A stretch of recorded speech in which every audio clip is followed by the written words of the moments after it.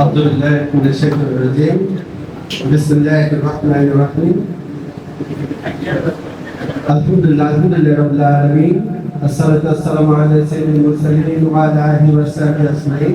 আল্লাহ শুকরিয়া আদায় করছি যে মহান আলামিন আমাদেরকে বসার তৌফিক দান করেছেন। আলহামদুলিল্লাহ। আজকের অনুষ্ঠানের সম্মানিত সভাপতি, উপস্থিত অতিথিবৃন্দ, উপস্থিত আমাদের উলামায়ে কিরাম ভাইরা, সকলকে জানাচ্ছি সালাম, আসসালামু আলাইকুম ওয়া রাহমাতুল্লাহি ওয়া বারাকাতুহু। সম্মানিত ভাইরা, আমরা সুন্দর বক্তব্য রেখেছি, শুনেছি এবং আমাদের আজকের এখানে আসার কারণ কি সে ব্যাপারে আমরা ওয়াকিবহালও হয়েছি। এর মাঝেও হচ্ছে যে আমার কিছু কথা আছে, সেইগুলো সংক্ষিপ্ত আকারে, যেহেতু সময় নেই আমি বলে শেষ করব।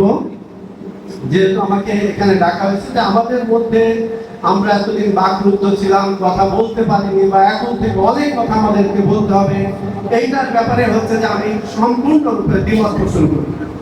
কারণ যারা কোরআনের সৈনিক, যারা দায়ী, তাদেরকে কখনো এই সরকার হোক বা বিরোধী সরকার হোক, স্বৈরাচারী সরকার হোক, কখনো তাদের কন্ট্রোল করতে পারবে না আর কখনো পারবে না।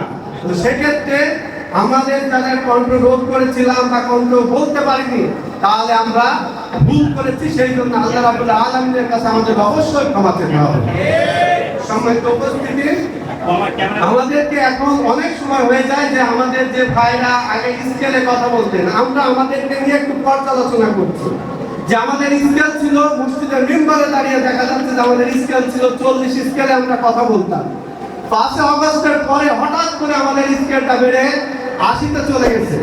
সাধারণ মানুষের কাছে যদি এই অনুভূতি আমাদের কাছে থেকে থাকে, তাহলে বলবে ও ছিল কালকে আমাদের সাথে, আজকে এই দিন ঘুরে গেছে, আমাদের সাথে সম্পর্ক ছিন্ন করে অন্যদের সাথে সম্পর্ক দেখছে, আমাদেরকে মুনাফিক হিসাবে আখ্যায়িত দেবে। তো সেক্ষেত্রে আমরা যেন আমাদের স্বাভাবিক দাওয়াতি অনুভূতি ঠিক রাখি, এ ব্যাপারে আমাদের সচেষ্ট হতে হবে। আমি এই জন্য এই কথাগুলো বলছি আমাদের পর্যালোচনা করার সময়।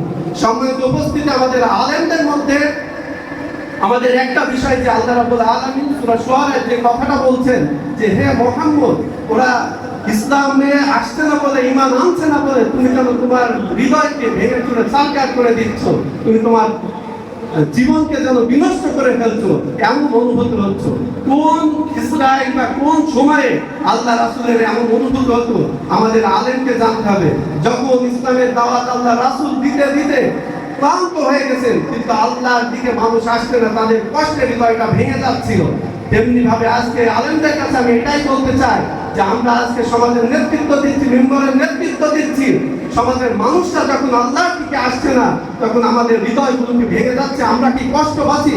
যেহেতু আমরা আল্লাহ রাসূলের ওয়ারিস হিসাবে দাবি করছি, যদি কষ্ট না পেয়ে থাকি, তাহলে সমাজ নিয়ে এখনো আমাদেরকে ভাবতে হবে।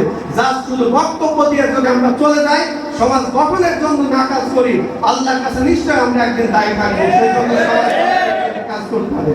সর্বশেষ যে কথাটা করছি যে আমরা অনেক সময় সুদের বিপক্ষে কথা বলতে বলতে শেষ হয়ে যাচ্ছি, কিন্তু সুদ থেকে বেঁচে থেকে অর্থনৈতিক চ্যালেঞ্জ মোকাবেলা করে ইসলামী অর্থনৈতিক ব্যবস্থা কিভাবে চালিত হবে এবং মানুষের অর্থনৈতিক মুক্তি কিভাবে হবে, এ ব্যাপারে আমরা কিন্তু তার সহায়তা করিনি। সে ব্যাপারে আমাদের ইসলামিক নলেজ, অর্থনৈতিক নলেজও বৃদ্ধি করতে হবে।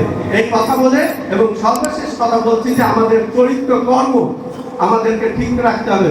অর্থাৎ আমাদের কোরআন বলছে আমরা যা বলি আমাদের বাস্তব জীবনে যেন আমাদের সেটা পালন করতে পারি। আল্লাহ রাব্বুল আলামিন এই তৌফিক দান করুন।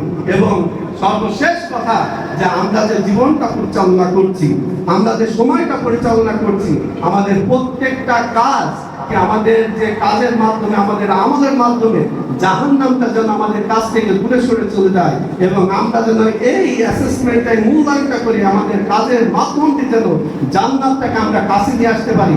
আল্লাহ রাব্বুল আলামিন আমাদেরকে সকলকে জান্নাতের অনুগামী হয়ে জান্নাতের জন্য কাজ করার তৌফিক দান করেন। এই কথা বলে সকলকে ধন্যবাদ জানিয়ে আমি আমার কথা শেষ করছি। আসসালামু আলাইকুম ওয়া রাহমাতুল্লাহ।